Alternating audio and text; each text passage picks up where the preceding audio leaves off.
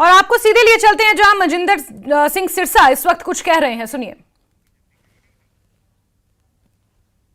इतनी तरक्की कर चुकी होती, दिल्ली बहुत पिछड़ गई है, दिल्ली बहुत पीछे रह गई है, देश सारा आगे निकल गया, इसलिए दिल्ली के लोग बदलाव चाहते हैं। प्रधानमंत्री की जो रैलियां हुई चुनाव के समय में, 3 रैलियां थी, उससे पहले भी एक जनसभा हुई, उसका असर देखिए बहुत बड़ा असर उसी का हुआ है। जब प्रधानमंत्री जी और गृह मंत्री जी मैदान में आए, जमीन पर उतरे, गृह मंत्री जी ने आके जो प्रधानमंत्री जी का विजन था दिल्ली के बारे में, वो रैलियां कर करके बताया किस तरह से दिल्ली को बदला जा सकता है प्रधानमंत्री के विजन में, डबल इंजन की सरकार।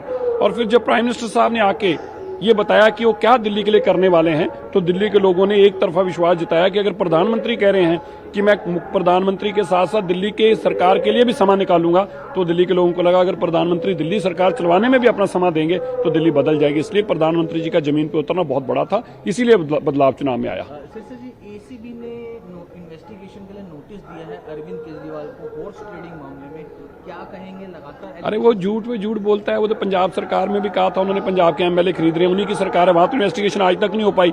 दिल्ली में एसीबी उनसे पूछ रही तो जवाब नहीं दे रहे। वो तो फ्रॉड आदमी है। इसी झूठ, बेईमानी और मकारी के कारण ही दिल्ली के लोग अरविंद केजरीवाल जी को हटाना चाहते हैं। संदीप दीक्षित का सुबह बयान आया कि पार्टी हाईकमान तय करेगी अलायंस को लेकर, कांग्रेस और आम आदमी पार्टी का क्या मोर्चा होगा? क्या अलायंस होगा भाई, क्या बातें कर रहे हो? अरे उनकी जमानतें नहीं बचने वाली कांग्रेस की, एक भी सीट पे जमानत नहीं बचेगी, और दूसरी तरफ आम आदमी पार्टी की 20 सीटें नहीं आने वाली, तो काय का अलायंस होगा? ये क्या नई नई बच्चों वाली बातें करते हैं। संदीप दीक्षित बड़े मैच्योर लीडर हैं, मुझे नहीं लगता कि ऐसी स्टेटमेंट उनको देनी चाहिए।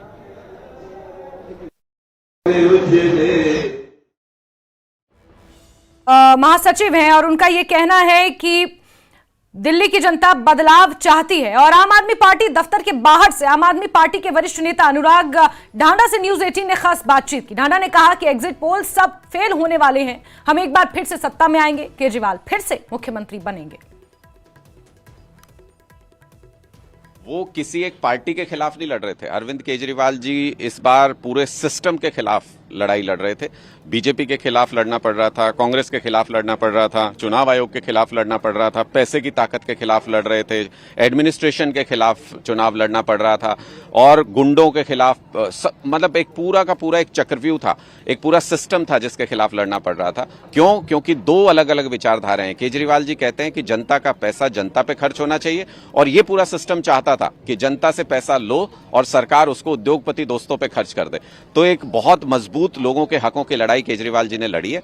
हमको पूरी उम्मीद है, लोगों ने जबरदस्त तरीके से आम आदमी पार्टी का साथ दिया है, और एक कंफर्टेबल मैंडेट के साथ, एक कंफर्टेबल मेजोरिटी के साथ सरकार बनाने जा रहे हैं। हो गया 2-3 दिन का एग्जिट पोल का खेल हो गया। आज एग्जैक्ट पोल का दिन है। एग्जैक्ट पोल लोगों का होता है। एग्जिट पोल करने वालों को बटन नहीं दबाना होता मशीन के ऊपर, बीजेपी नेताओं को बटन नहीं दबाना होता, या एडमिनिस्ट्रेशन को बटन नहीं दबाना होता। बटन जनता दबाती है, और जनता ने अपने हकों की लड़ाई लड़ने वाले अरविंद केजरीवाल के समर्थन में अपना मैंडेट दिया है। हमको पूरा कॉन्फिडेंस है। देखिए, अगर इतने कॉन्फिडेंट थे तो फिर हमारे एमएलए को अप्रोच क्यों कर रहे थे? कल से लगातार जिस तरीके से कॉल्स किए जा रहे थे एमएलए को, वो अपने आप में दिखाता है कि एग्जिट पोल का पूरा एक ड्रामा क्रिएट किया गया था, कहीं ना कहीं प्रेशर टैक्टिक्स थी। और आज जब एग्जिट पोल आएगा तो भारतीय जनता पार्टी को भी पता चल जाएगा कि उनका वनवास अभी खत्म नहीं हुआ। यही कहूंगा कि दिल्ली की जो भी लोगों ने जिस पार्टी को चुना है, उन्होंने जो वायदे किए हैं उनको निभाना चाहिए। हमें पोल्यूशन से राहत चाहिए, महिलाओं के लिए सुरक्षा चाहिए, और यहाँ जो इंफ्रास्ट्रक्चर है उसमें ज़रूर बदलाव चाहिए। और जो भी सरकार आएगी, मुझे ये पता है कि कांग्रेस पार्टी और कांग्रेस के जितने भी नेता हैं वो ज़रूर उनके साथ एकजुट होकर दिल्ली की प्रगति के लिए काम करेंगे, और ज़रूर देखेंगे जो भी सरकार आएगी कि वो मेहनत करे, जो वादे किए वो पूरे करें। और जो पोल्यूशन का सबसे बड़ा, देखिए, आपको एक चीज समझनी पड़ेगी कि झूठ के पांव नहीं होते। अरविंद केजरीवाल और संजय सिंह के जो कल बयान आए हैं वो उनकी हार और निराशा को दिखाता है, और मुझे लगता है उन्हें दिखाई दे रहा है कि आम आदमी पार्टी की क्या स्थिति रहने वाली है। इस पूरे चुनाव को अगर आप गंभीरता से देखें तो लगभग पिछले 1-1.5 साल से हम लोगों ने मुद्दों से अरविंद केजरीवाल को भागने नहीं दिया। हमने शराब घोटाले की बात की, हमने शीश महल की बात की, हमने टूटी सड़कों की बात की, गंदे पानी की बात की, सीवेज के ओवरफ्लो की बात की। लेती हुई नजर आ रही है बीजेपी, रूबिका और अमीश।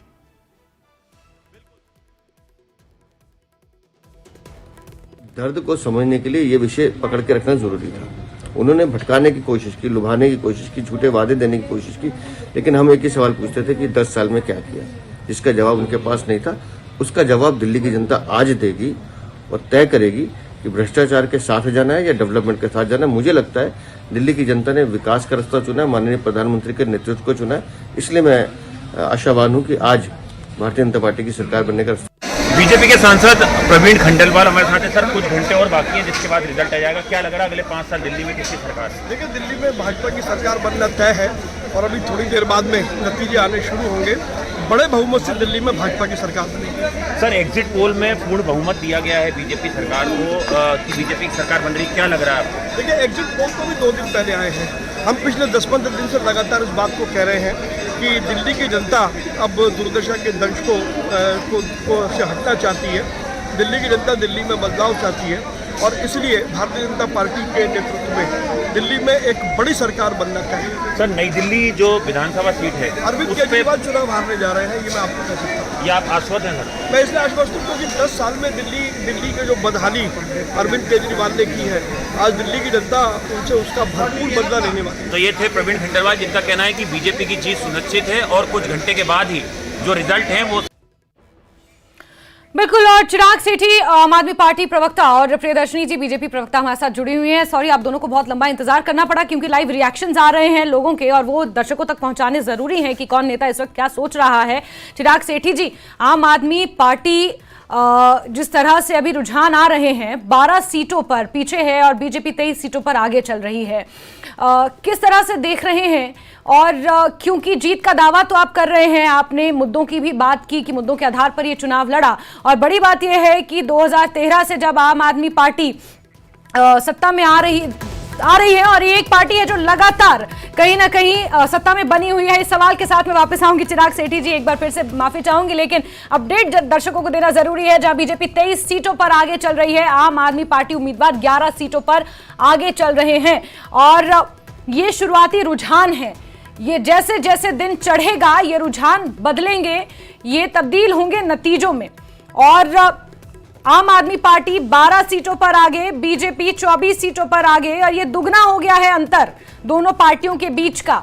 अब ये अंतर पाट पाती है आम आदमी पार्टी तो सत्ता में बने रहने का जो सपना देख रही है शायद वहां तक पहुंच जाए, और 27 साल का सूखा खत्म करने का जो सपना बीजेपी देख रही है वो सपना शायद बीजेपी का पूरा हो जाए। लेकिन ये अभी भविष्य के गृह में है और भविष्य क्या है ये ईवीएम जैसे जैसे खुलेगी तब पता चलेगा। चिराग सेठी जी, आम आदमी पार्टी वो पार्टी है जब 2013 में पहली बार चुनाव लड़ा तो 2025 तक सत्ता में बनी रही, लेकिन आपको लगता है कि इस बार जिस तरह से राजनीतिक घटनाक्रम घटे हैं, आम आदमी पार्टी पर जिस तरह से सवाल उठाए गए हैं दूसरी राजनीतिक पार्टियों द्वारा, और एंटी इनकम्बेंसी कितना बड़ा फैक्टर साबित हो सकती है? जी देखिए, मैं आपको फिर बोलूंगा कि दिल्ली में काम बोलता है। वो इंसान जब वोट देने जाता है ना, उसको दिल्ली का स्कूल दिखता है।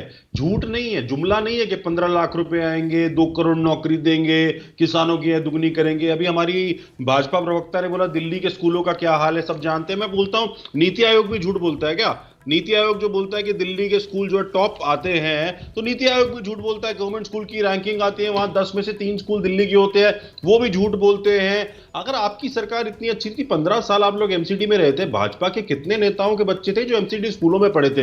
हमारी बहन यहाँ है, 5 के नाम बता दे कि इन 5 नेताओं के बच्चे थे वो एमसीडी स्कूल में यहां से पढ़े हैं। मुझे 5 नेताओं के नाम बता दे जिनके बच्चे इंडिया में कॉलेजेस में पढ़ रहे हैं। मैं आपको 20 नेताओं के नाम बता दूंगा जिनके बच्चे बाहर अमेरिका में पढ़ रहे हैं। इनकी तो सेंटर में सरकार है, मोदी जी तो विश्व गुरु है।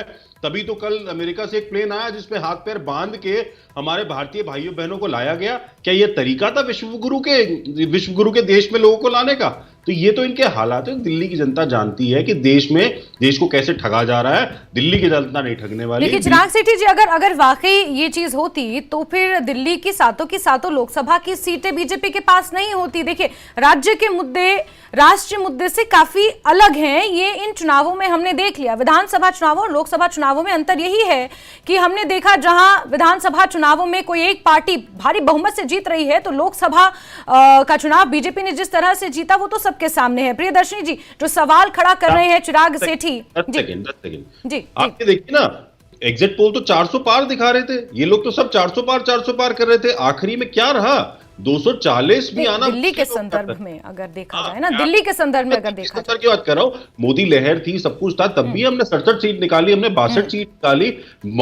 पंजाब गए, पंजाब में हमने 85% ज्यादा सीटें निकाली। जहां हम जा रहे हैं वहां पर लोग हमें पसंद कर रहे हैं, हमारे काम को पसंद कर रहे हैं, कहीं ना कहीं ये दिख रहा है। आज विधानसभा में हमने अगर 62 और 67 सीट्स ली हैं तो कहीं ना कहीं हमारे काम की वजह से हुआ ना। 2015 का काम देके लोगों ने 2020 में हमें चुना, 2020 का काम देके 2025 में आप देख लीजिएगा पूर्ण बहुमत की सरकार बनेगी और अरविंद केजरीवाल जी चौथी बार। चलिए चिराग जी, ये अच्छी बात है कि आप उत्साहित हैं और आप कॉन्फिडेंट हैं अपनी जीत को लेकर, और यही मंत्र अमूमन होना भी चाहिए। लेकिन प्रियदर्शनी जी, आप बताइए, बीजेपी 27 साल का सूखा खत्म करने का सपना देख रही है और दिल्ली की जनता का भी जिक्र कर रही है। आपने इससे पहले दिल्ली की जनता का भी जिक्र किया, साथ ही साथ आपने कमेंट किया था कि दिल्ली की जनता के सेंटिमेंट्स के साथ खिलवाड़ किया गया। अगर आम आदमी पार्टी के ऊपर आप ये आरोप लगा रही हैं तो क्या बीजेपी ने उन सेंटिमेंट्स का फायदा नहीं उठाया, चाहे पूर्वांचल के वोटर्स के समर्थन में हो, या फिर और अन्य मुद्दों को लेकर हो, या फिर प्रचार को लेकर हो, या फिर सीबीआई और ईडी के मुद्दे को लेकर हो? क्या बीजेपी ने उन सेंटिमेंट्स का फायदा नहीं उठाया?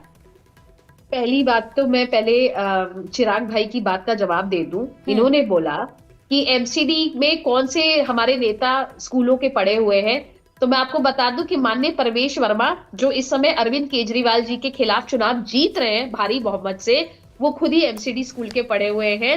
साहिब सिंह वर्मा, जो कि पूर्व मुख्यमंत्री रहे हैं और भारतीय जनता पार्टी के एक बहुत ही कद्दावर दिल्ली के नेता हैं, वो भी एमसीडी स्कूल के ही पढ़े हुए हैं। तो मैं अपडेट कर दूं, और बहुत अच्छी तरीके से पढ़े हैं और हाईली एजुकेटेड है परवेश वर्मा जी। तो ये सारी बातें बोलना बंद करें। और पहले जब इनसे सवाल पूछा जाता है तो ये हमसे सवाल पूछने लगते हैं। भाई, सत्ता में दिल्ली में आपको काबिज किया गया था, आपको 10 वर्ष दिए गए, आपके पास ऐसे क्या 5 बुलेट पॉइंट हैं जो आपने काम करवाए हैं? आपके पास आज भी वजीराबाद चले जाइए, नोएडा साइड पे चले जाइए, पहाड़ों का अंबार बना हुआ है, और वो पहाड़ कोई सीनरी पहाड़ नहीं है जो हम कसौली और मनाली में देखने के लिए जाते हैं। वो पहाड़ जो है वो गंदगी और कूड़े का पहाड़ है। जहां तक आप बात कर रहे हैं कि आप जहां जहां जानते हैं वहां आप अपना डंका बजाते हैं, तो मैं आपको बता दूं कि मैम, आप भी डेटा निकाल के देख लीजिएगा। सबसे ज्यादा जमानत जब्त पार्टी का अगर किसी ने वर्ल्ड रिकॉर्ड बनाया है तो आम आदमी पार्टी ने बनाया है। चाहे वो मध्य प्रदेश का चुनाव हो, चाहे राजस्थान का चुनाव हो, चाहे छत्तीसगढ़, गोवा, चाहे आप देख लीजिए अभी हाल फिलहाल में हरियाणा का चुनाव हो। इन सारे चुनावों में आप देख लीजिए, इन्होंने अपने सारे उम्मीदवार डाले और उसके बाद नोटा से इनका कंपटीशन चल रहा है। इनका मेन पार्टियों से कंपटीशन ही नहीं चलता, इनका नोटा से कंपटीशन चल रहा है। तो जनता भी अभी समझ गई है कि ये सिर्फ और सिर्फ एक व्यक्ति जो कि अपने बच्चों की कसम झूठी खा ले, एक व्यक्ति जिसको कहते हैं अपने गुरु अन्ना हजारे को धोखा दे दिया, एक व्यक्ति जिसने की, जब मैं अभी कुछ दिनों पहले, अभी कल ही एक वीडियो देख रही थी कि अरविंद केजरीवाल जी के जो हरियाणा के पड़ोसी हैं वो बोल रहे थे कि ये तो अपने पिताजी को भी जिसको कहते हैं मारते हैं, और आप फोटो खिंचवा रहे हैं, उसके बाद फोटो सेशन कर रहे हैं। तो इतना झूठ, इतना अनर्गल जनता बर्दाश्त नहीं कर सकती है। आपने एकदम नीचे स्तर की राजनीति कर देते हैं आप बताइए, आप इस किस्म का इल्जाम जब आप लगाते हैं कि 15 करोड़ रुपए आप एमएलए को ऑफर किए हैं, आप भी बताइए, लॉजिकल बात में हम लोग बात करते हैं, क्या अभी क्या गारंटी है कि ये जो एमएलए हैं ये फिर से दोबारा एमएलए बनेंगे? अरे अभी तो सरकार भी नहीं बनी है, अभी तो रिजल्ट भी नहीं आया है। अब मतलब अनैतिक बातें करते हैं, हवाई बातें। नहीं, लेकिन प्रियदर्शनी जी, हवाई नहीं, हर किसी पार्टी को अधिकार है अपनी जीत का दावा ठोकने का, लेकिन जनादेश आ चुका है और जनता जो परिणाम ईवीएम में कैद करा चुकी है, अपना मत कैद करा चुकी है, वो आगे आने वाले समय में पूरा होगा। लेकिन ये कैसे हो सकते हैं कि जो एमएलए के जिन्होंने लिस्ट दी है उनमें से आधे से ज्यादा, मैं आपको बता रही हूँ मैडम, कि वो तो हार रहे हैं चुनाव। ये क्या अनर्गल बातें कर रहे हो? और एंटी करप्शन ब्यूरो जब इनके पास सवाल पूछने के लिए गया तो इनके हाथ पैर कांपने लग गए, इनको समझ में ही नहीं आया कि क्या जवाब दें। तो मतलब आप कैसे, और जहां तक आप सेंटिमेंट्स की बात कर रहे हैं तो डेफिनेटली इन्होंने दो जातियों के सेंटिमेंट्स को बहुत बुरी तरीके से हावी किया है।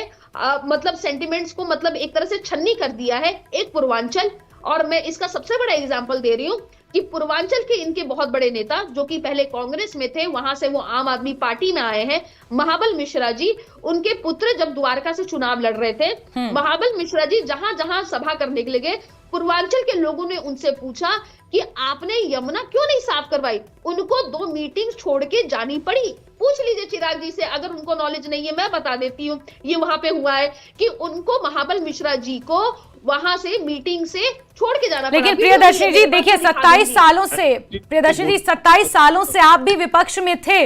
यमुना छठ तो हर साल होती है, पूर्वांचल के लोग हर साल यहाँ पर छठ मनाते हैं। आप जिस बुलंद तरीके से यमुना की सफाई का मुद्दा आपने इस बार चुनावों से पहले उठाया, वही मुद्दा 27 सालों में भी तो आप उठा सकते थे। ये भी सवाल आपसे किया जा सकता था। लेकिन चिराग सेठी जी आप कुछ कहना चाह रहे, फिर आपसे मैं सवाल लूंगी जी।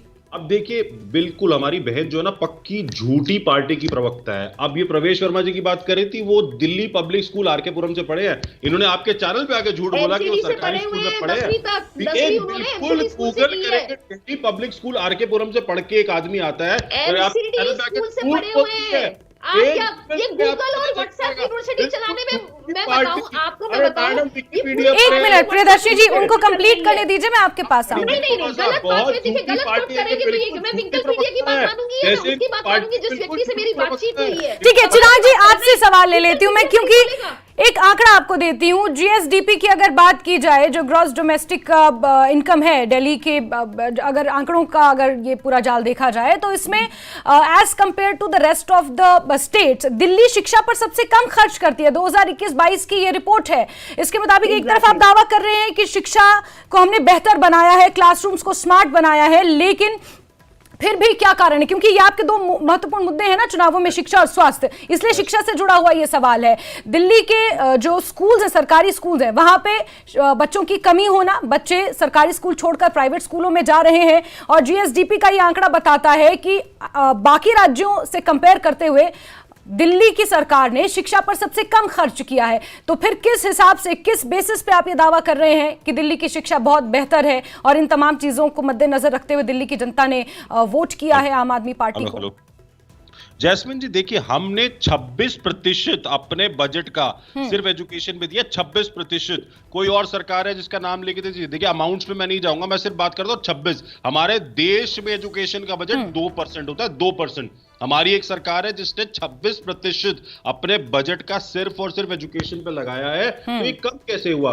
अगर हम 28,000 करोड़ के बजट से शुरू किया था 2014 में, आज 80,000 करोड़ का दिल्ली का बजट है। आप मुझे बताइए कौन सी ऐसी सरकार है पूरे देश में, मैं चैलेंज कर रहा हूं, भाजपा की प्रवक्ता बैठी है, जिसने सरप्लस बजट दिया हो पिछले 10 साल में। सारी सरकारें भाजपा की 2-2 लाख 5-5 लाख करोड़ के कर्जे में हैं। महाराष्ट्र में लाडकी बहन योजना शुरू करते हैं, 2 लाख करोड़ का कर्जा होता है। वहां कृषि मंत्री बोलते हैं हमारे पास पैसे नहीं है देने के लिए। वहां 25 लाख महिलाओं को बोला जाता है कि आपको गलती से पैसे आ गए, पैसे वापस करने पड़ेंगे आप लोगों को।